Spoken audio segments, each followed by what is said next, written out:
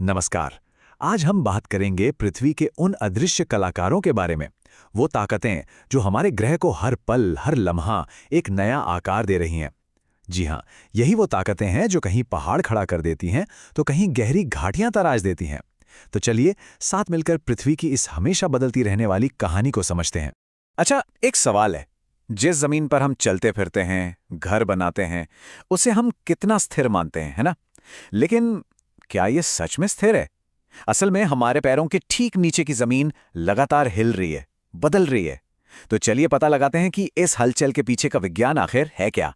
तो देखिए, हमारी कहानी शुरू होती है पृथ्वी की सतह से मीलों नीचे, उसके एकदम धधकते हुए कोर से। हाँ, वहीं से, जहां से वो ताकतें पैदा होती हैं जो पूरे पूरे महाद्वीप को हिला सकती हैं और बड़े बड़े ज्वालामुखियों को जन्म देती हैं। जरा इस तरह सोचिए कि पृथ्वी की जो ऊपरी परत है वो कोई एक ठोस गोला नहीं है, बल्कि एक जिक्सॉ पजल की तरह है जिसके बड़े बड़े टुकड़े हैं। इन्हीं विशाल टुकड़ों को कहते हैं लिथोस्फेरिक प्लेट्स। और पता है इन्हें चलाता कौन है? इनके ठीक नीचे खौलता हुआ पिघला हुआ मैग्मा, वही है असली इंजन। तो वैज्ञानिक भाषा में इन्हीं अंदरूनी ताकतों को कहते हैं एंडोजेनिक फोर्सेस या अंतर्जनित बल। ये हैं हमारे पहले मूर्तिकार जो पृथ्वी के अंदर से अपना काम करते हैं, और इनका काम जबरदस्त होता है। ये बल इतने ताकतवर हैं कि अचानक से समंदर के बीच में एक नया द्वीप बना सकते हैं या फिर एक पूरी की पूरी पर्वत श्रृंखला खड़ी कर सकते हैं। और हाँ, इन अंदरूनी ताकतों का असर अक्सर बहुत अचानक होता है और कभी-कभी विनाशकारी भी। जब ये एनर्जी बाहर निकलती है तो धरती भूकंप से कांप उठती है, या फिर ज्वालामुखी आग और राख उगलते हैं और पृथ्वी के अंदर से ही नई जमीन बना डालते हैं। तो ये तो हुई अंदर की विस्फोटक ताकतों की बात। अब जरा सतह पर आते हैं। यहाँ कुछ ऐसे कलाकार काम कर रहे हैं जो बहुत शांत हैं, बहुत धैर्यवान हैं। वो लाखों सालों तक चुपचाप अपना काम करते रहते हैं। इन बाहरी ताकतों को कहते हैं एक्सोजेनिक फोर्सेस, यानी बहिर्जनिक बल।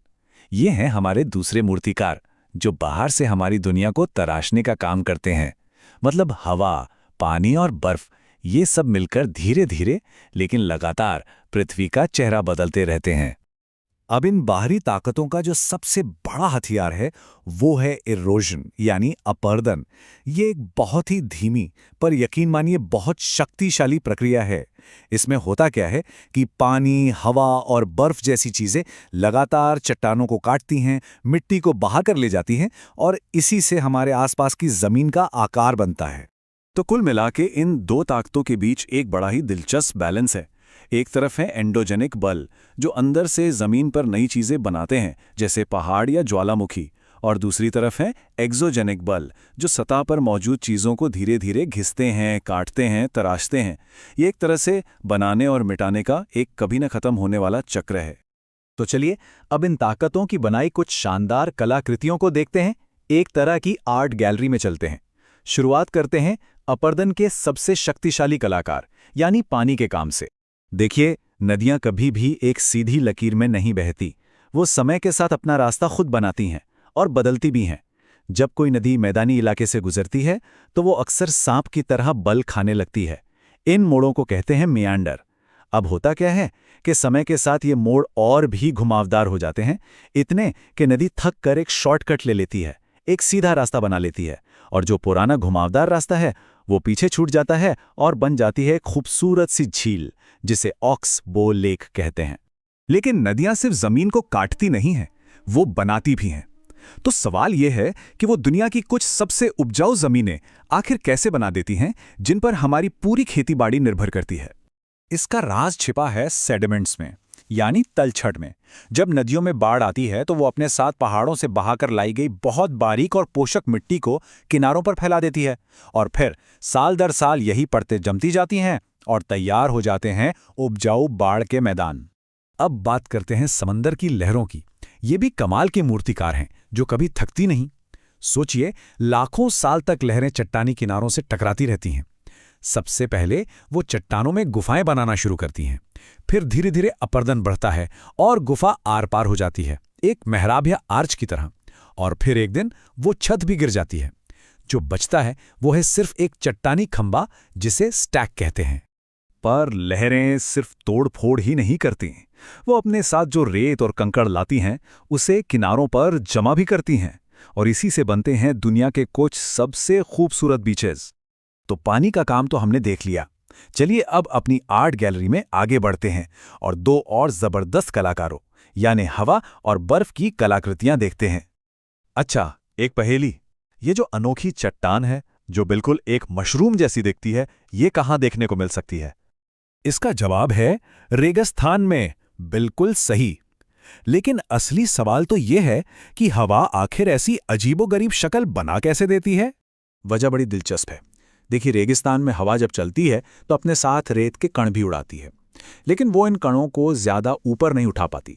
तो होता यह है कि चट्टान का निचला हिस्सा ज्यादा तेजी से घिसता है, जबकि ऊपरी हिस्सा काफी हद तक बचा रहता है, और नतीजा एक चौड़ा टॉप और एक पतला सा बेस, बिल्कुल मशरूम जैसा।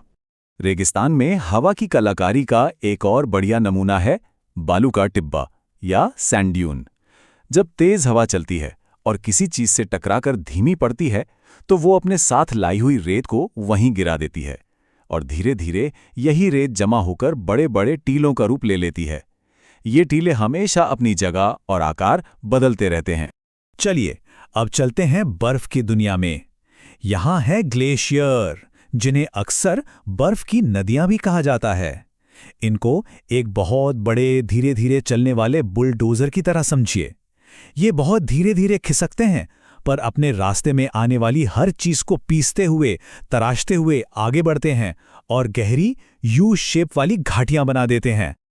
और हाँ, बिल्कुल नदियों की तरह ही ग्लेशियर्स भी अपने साथ ढेर सारी चट्टानें और मलबा लेकर चलते हैं, और जब ये ग्लेशियर पिघलते हैं या पीछे हटते हैं तो वो सारा मलबा वहीं छोड़ जाते हैं। इसी से मोरेन नाम के टीले जैसी आकृतियां बनती हैं। तो हमने क्या देखा? यही कि कैसे पृथ्वी के अंदर की विस्फोटक ताकतें और सतह पर काम करने वाली धैर्यवान ताकतें दोनों मिलकर हमारे ग्रह को लगातार एक नया रूप दे रही हैं। ये एक तरह का अंतहीन नृत्य है जो कभी नहीं रुकता। और ये सारी बातें हमें एक बहुत ही दिलचस्प सवाल पर लाके छोड़ देती हैं। अगर बनाने और मिटाने का ये सिलसिला हमेशा हमेशा चलता रहता है तो आज से 10 लाख साल बाद हमारी पृथ्वी कैसी दिखेगी? कौन से नए पहाड़ बन चुके होंगे और कौन से आज के जाने पहचाने तट शायद गायब हो जाएंगे? सोचने वाली बात है ना?